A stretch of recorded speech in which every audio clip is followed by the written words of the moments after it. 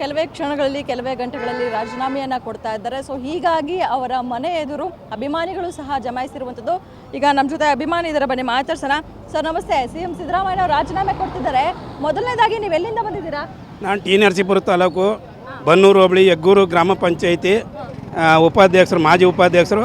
35 ವರ್ಷದಿಂದ ಕಾಂಗ್ರೆಸ್ ಕಾರ್ಯಕರ್ತನಾಗಿ ಸಿದ್ದರಾಮಯ್ಯನ ಮುಖ ನೋಡಿ ಈ ದೇಶ ಸಿದ್ದರಾಮಯ್ಯನ ಮುಖ ನೋಡಿ ಈ ದೇಶ ಓಟ್ ಹಾಕಿರೋದು. ಯಾವನ್ನ ನೋಡಿ ಓಟ್ ಹಾಕಿಲ್ಲ. ಯಾಕಂದರೆ ಬಡವ್ರು ಬಂದು ಬಡವ್ರು ಆಧಾರಿ ಸಿದ್ದರಾಮಯ್ಯ ಇನ್ನು ಇತಿಹಾಸದಲ್ಲಿ ನಾವು ನೆನೆಸ್ಕೊಳ್ಳುವಂಗಿಲ್ಲ. ಯಾಕೆ ಅಂತಂದರೆ ಸಿದ್ದರಾಮಯ್ಯ ಕೊಟ್ಟಿರುವಂಥ ಸವಲತ್ತು ಈ ಜನಗಳಿಗೆ ಮನಮನಗೂ ತಲುಪದ. ಅವನೇನು ಅನ್ಯಾಯ ಮಾಡಿಲ್ಲ ಈ ದೇಶಕ್ಕೆ. ಅವನ್ನ ಏಕಾಂಗವಾಗಿ ಕಾಂಗ್ರೆಸ್ನಿಂದ ರಾಜೀನಾಮೆ ಕೊಡಬೇಕು ಅಂದರೆ ಮೇಲ್ಮಟ್ಟದವ್ರು ಅವನ ಕಾರಣ ಬೇಕಲ್ವಾ? ಇವತ್ತು ನಾವು 2023ರಿಂದ 35 ವರ್ಷದಿಂದ ನಾವು ಅವ್ನು ನಂಬಿ ಓಟ್ ಮಾಡಿದ ಮೇಲೆ ಈಗ ನಮ್ಗೆ ಅರ್ಧಂಬರ್ಧ ಕೆಲಸ ಆಯಿತು. ನೆಟ್ಟಿನಾರಾಗ ಏನೂ ಆಗಿಲ್ಲ.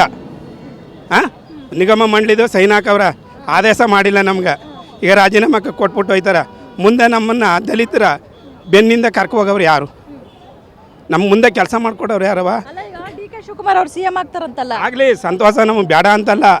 ನಾನೇನು ಹೇಳೋದು ಅಂದರೆ ಇನ್ನು 2 ವರ್ಷ ಪೂರ್ಣವಾಗಿದ್ದಿದ್ರೆ ನಮ್ಮ ಬಡವ್ರ ಬಗ್ಗರಿಗೆಲ್ಲ ಒಳ್ಳೇದು ಮಾಡೋರು, ನಮ್ಮನ್ನೆಲ್ಲ ನೋಡ್ಕೊಳ್ಳೋರು. ಇವತ್ತು ಒಂದು ಪಾಸ್ ತಗೋಬೇಕಂದ್ರೂ ಭಾಳ ಕಷ್ಟ ಅದ. ಇವತ್ತು CM ಮನೆಗೆ CM ಇದಕ್ಕೆ ಅಸೆಂಬ್ಲಿಗೆ ಹೋಗ್ಬೇಕಾದ್ರೆ ಮೇಡಮರ ಒಂದು ಪಾಸ್ ಇಲ್ಲದೇ ಒಂದು ಫೋನ್ ಮಾಡಿದ್ರೆ ಸಾಕು. CM ಮನೆಯವರೆಲ್ಲ ನಮ್ಮೆಲ್ಲ ಗೊತ್ತಿರುವಂಥ ಜನ. ಯಾಕೆ ಅಂತಂದರೆ ನಾವು 35 ವರ್ಷ ವೋಟ್ ಮಾಡಿದ ಮೇಲೆ ಅವತ್ತಿಂದ ಇವತ್ತು ಗಂಟು ಸಿದ್ದರಾಮಯ್ಯನ ಪಾಲೇರಿಸುವಂಥ ಎಲ್ಲಕ್ಕೆ ಗೊತ್ತಿರುವಂಥ ವಿಚಾರ.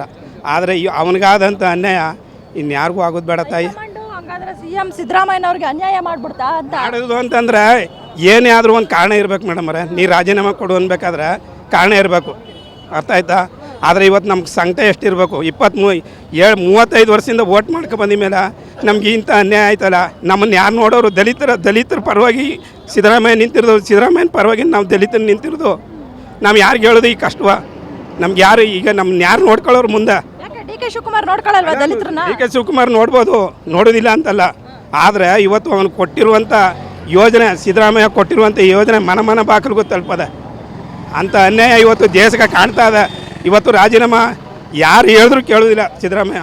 ಅವ್ರು ಒಂದು ಸಾರಿ ಮನ್ಸಿಗೆ ಹಾಕಬಿಡ್ತು ಅಂದರೆ ರಾಜೀನಾಮೆ ಕೊಟ್ಟೇ ಕೊಡ್ತಾರೆ. ಆದರೆ ಇವತ್ತು ನಮ್ಗೆ ಕೊಟ್ಬಿಡ್ತಾವ್ರಲ್ಲ ಅನ್ನೋದು ಒಂದೇ ಚಿಂತೆಗೆ ಇವತ್ತು ನಾವು ಏನು ಮಾಡೋದು, ಯಾರ ಮನೆ ಬಾಕ್ಲಲ್ಲಿ ಹೋಗಿ ನಿಂತ್ಕೊಂಬ ಅಂತೇಳಿ ಇದು ಮಾಡ್ತಾಯಿದ್ದೀವಿ ಅಷ್ಟೇ, ಇನ್ನೇನಿಲ್ಲ.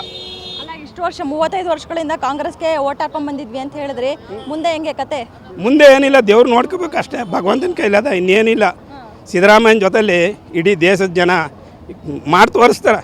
28ಕ್ಕೆ ಏನು ಮಾಡಬೇಕು ಮಾಡಿ ತೋರಿಸ್ತಾರೆ ಅಷ್ಟೇ. 28 ಕಾಂಗ್ರೆಸ್ಗೆ ಓಟ್ ಇಲ್ಲ ಮೇಡಮ್, ಅದು ನನಗೆ ಗೊತ್ತಿಲ್ಲ. 28ಕ್ಕೆ ನೀವೇ ನೋಡ್ಬೇಕು. ಯಾಕಂದರೆ ಏನು ಇಲ್ಲೇ ಮೂಗು ಬಸವಣ್ಣಂಗೆ ಇವತ್ತು ಅಧಿಕಾರ ಕೊಟ್ಬಿಟ್ಟು ಹೊಂಟೋಯ್ತವ್ರೆ. ಧರ್ಮರಾಯ ಕೊಟ್ಟು ಹೋಯ್ತವನ, ಅದಕ್ಕೂ ಬೇಕಲ್ವಾ? 2028ಕ್ಕೆ ಅವ್ರು ಬೆನ್ನಿಂದ ಯಾರು ಇರ್ತಾರೆ, ಯಾರು ಹೋಯ್ತಾರೆ ಅನ್ನೋದ ಅವ್ರು ಎಷ್ಟು ಮೌನ ಆಗಿರ್ತಾರೆ.